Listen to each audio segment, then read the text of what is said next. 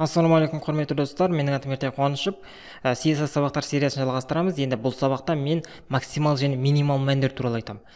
Енді бұл қандай мақсатта қолданылады? Мысалға алатын болсақ, бізде бір сайттар болады. Ол сайттар мысалға компьютерде басқаша ашылады, планшетте басқаша ашылады және телефонда басқаша ашылады. Яғни әр құрылғының өзінің көлеміне сай қолданушыға, қарап отырған қолданушыға ыңғайлы болу үшін дәл солай жасалады. Енді солардың ішінде қолданылатын максимал және минимал мәндер деген болады. Әрине, оның басқа да көптеген үйренетін жақтары бар. Мен тек қана бұл сабақта максимал және минимал мәндер туралы айтамын. Енді оны қандай мақсатта қолданамыз? Бірінші айта кетейін. Мысалға, бізде мен осындай блок ашып қойдым. Блок дегенде кәдімгі div класс контейнер. Енді оның көлемі 900 пиксель және тігінен 100 пиксель. Және фонын жайғаны қызыл қылып қойдым. Бізде мысалға мен мынаны кішірейтетін болсам, ол кішіреймейді. Көріп отырғандарыңыздай. Мынандай, егер мынаны кішірейтетін болсам, керісінше мынандай прокрутка пайда болады. Енді сондықтан без деген жерге, яғни былайынша ұзындығы осыған максимал деп жазамын. Максимал мысалға 900.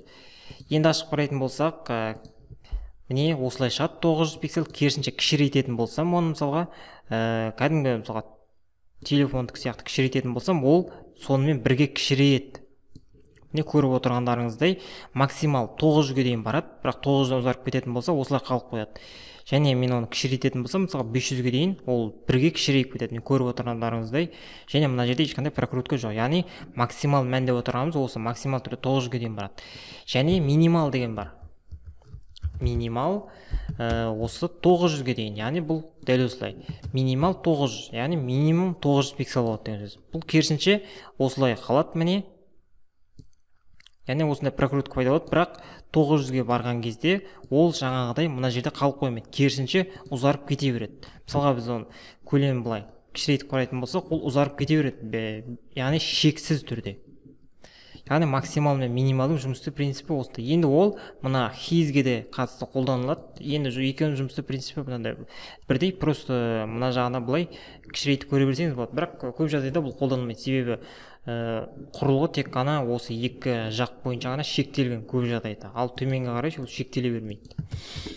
Енді екеуін қалай қолдануға болады? Мысалға жазуға болады. Максимал, минимал 500 пиксель және максималный без 1000 пиксель. Жарайды, мынаны мысалға 400 деп қояйық. Енді бұл жағдайда не болады?